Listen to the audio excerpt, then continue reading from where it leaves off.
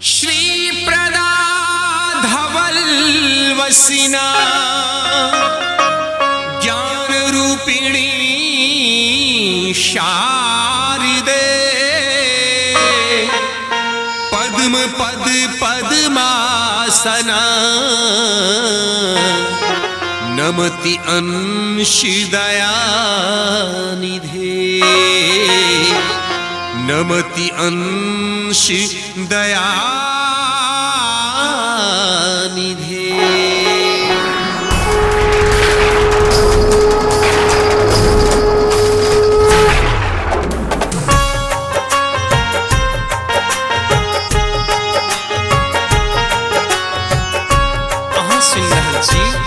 Gangaram Jha entertainment के भक्तिमय प्रस्तुति।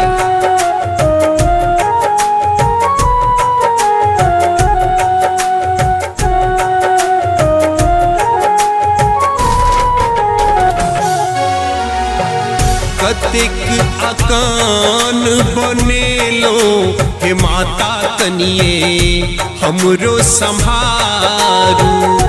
कतेक अकान बनेलो हे माता कनिए हमरो संभारू। हमरो संभारू कने शारदे विचारू। हमरो संभारू कने शारदे विचारू। अज्ञानक भव फांसी के लोहे कने पार उतारू। कतेक अकान बनेलो हे माता कनिए हमरो संभारू।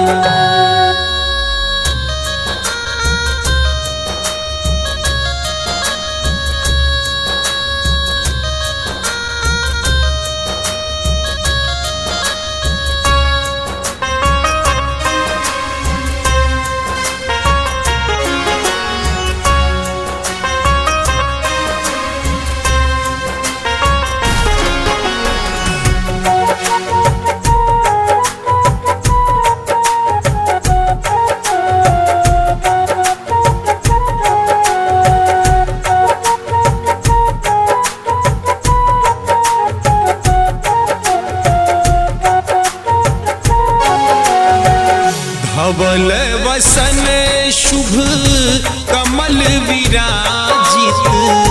वेदों अच्छी माँ आही सभाषित।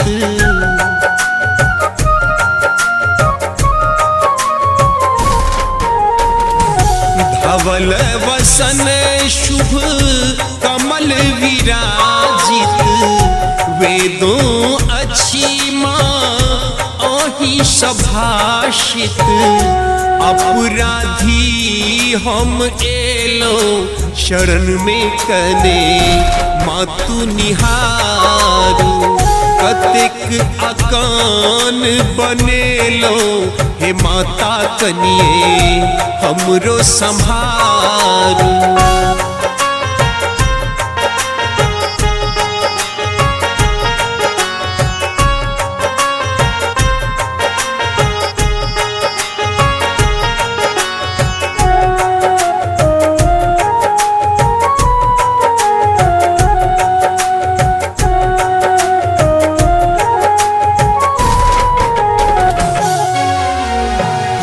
विद्या बुद्धि विलासिनी वाणी मेटू लिखल माथ ब्रह्माणी।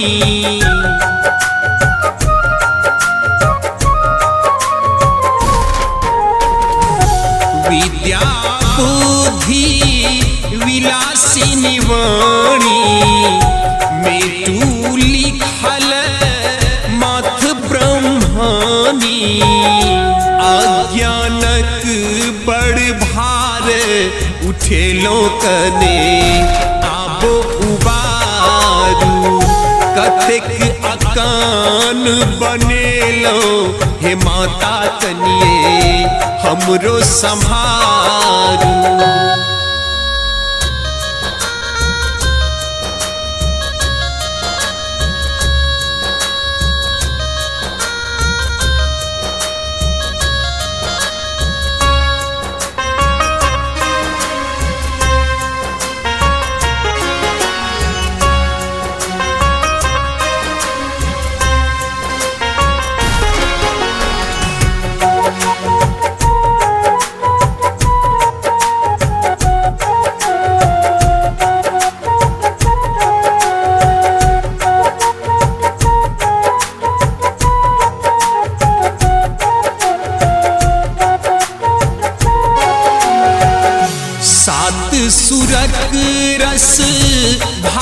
रचलिए अंश अपन माँ किए बिसरलिए।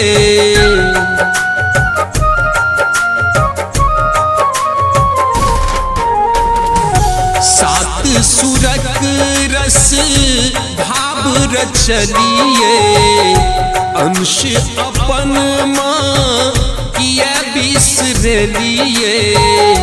गंगा राम करैया निहोरा मैया द्वार सोनेटारू कतिक अकान बनेलो हे माता कनिए हमरो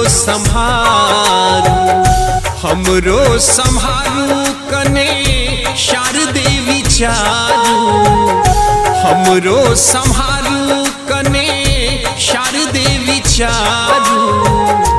अज्ञानक भव फांसी के लोहे कने पार उतारू कतिक अकान बनेलो हे माता कनिए हमरो संभारू।